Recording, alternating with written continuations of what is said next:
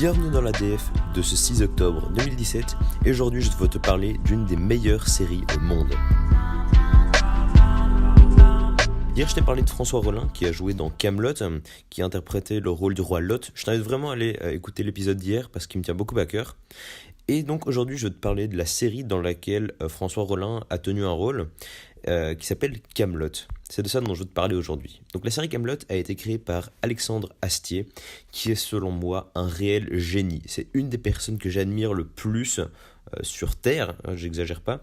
Et j'aurai d'office l'occasion de reparler de lui dans de futurs épisodes. Et là aujourd'hui je veux te parler de sa plus grande œuvre. Donc je vais pas tout dire ce que j'ai à dire dessus parce que je pourrais en parler pendant des heures. Mais donc Kaamelott. Donc Kaamelott c'est une série qui parle du quotidien des chevaliers de la table ronde et leur quête du Graal. Donc tout ça gravite autour de les légendes arthuriennes. Et donc au-delà d'avoir un très beau nom, je trouve, ça m'a complètement passionné. C'est vraiment... ça m'a donné envie d'aller découvrir toute la légende arthurienne. Je me suis bouffé des pages et des pages de Wikipédia, tellement je trouvais ça intéressant. Et donc, au début, la série Kaamelott, c'était la série qui devait un peu, ou le programme court, qui devait remplacer Caméra cachée sur M6. Donc, évidemment, moi, j'ai pas connu ça, j'étais trop jeune. Mais donc, pendant 4 saisons, donc, il appelle pas ça des saisons, il appelle ça des livres. Chaque saison est un livre.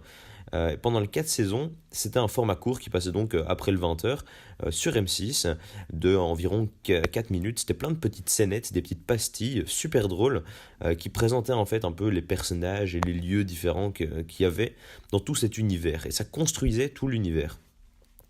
Et ensuite, pour la saison 5 et 6, il a voulu changer. Et ça plutôt radicalement.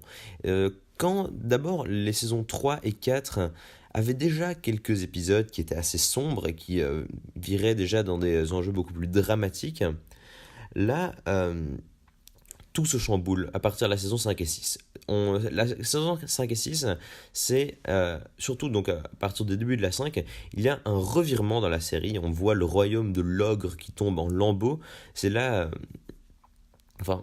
que selon moi tout le génie d'Alexandre Astier refait surface. Les épisodes deviennent beaucoup plus longs, tout est beaucoup plus dramatique. Arthur devient un roi dépressif. On voit que plus rien ne sera plus jamais comme avant. Tout se chamboule. Et c'est là donc qu'Alexandre Astier est un génie, parce que selon lui, un personnage principal ne peut pas en être un, ou ne peut pas être intéressant en tout cas, s'il n'a pas lui non plus ses bas, si lui non plus il n'est pas confronté à des difficultés. Et ça conduit donc logiquement à la dépression du roi Arthur qu'on a dans la saison 5 et 6. Et qui est donc, c'est dévastateur de voir ça. C'est un personnage qu'on a aimé, plein de personnages qu'on a aimés, et qui maintenant change complètement. Et donc la série évolue comme ça, et c'est palpitant à suivre. Et donc en plus du personnage principal, le roi Arthur, qui est joué par Alexandre Astier, il y a tous les autres personnages qui sont eux aussi incroyables. C'est eux qui font tout l'univers de la série. Et donc aussi, ils sont aussi bien incroyables dans le jeu que dans les répliques. Et toutes les répliques qui sont toutes cultes.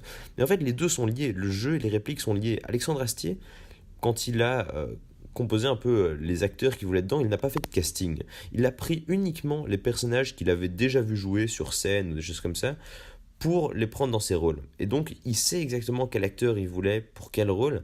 Et quand il écrit des répliques, il les écrit pour ces acteurs-là. Il a ces acteurs-là en tête pour que eux les jouent et personne d'autre. Et donc, chaque réplique colle à chaque fois parfaitement au personnage. Et chaque personnage l'a aussi énormément répété. Tous les acteurs, l'ont énormément dit en interview que Alexandre Astier écrivait vraiment pour eux et qu'il l'écrivait bien, qu'il y avait une petite partie 2 dans le personnage. Et donc voilà, je pourrais te parler encore des heures de Kaamelott, j'y reviendrai sûrement dans d'autres épisodes. En tout cas, tu as énormément de chance. Si tu ne connais pas encore cette série, ça te laisse la chance de la découvrir et de passer des heures de folie. Moi je te dis à demain. N'hésite surtout pas à me dire si tu connaissais déjà cette série. N'hésite pas à me faire des retours sur l'épisode ou sur tous les épisodes qui sont déjà sortis à mon adresse mail arthurdfa@contact@gmail.com.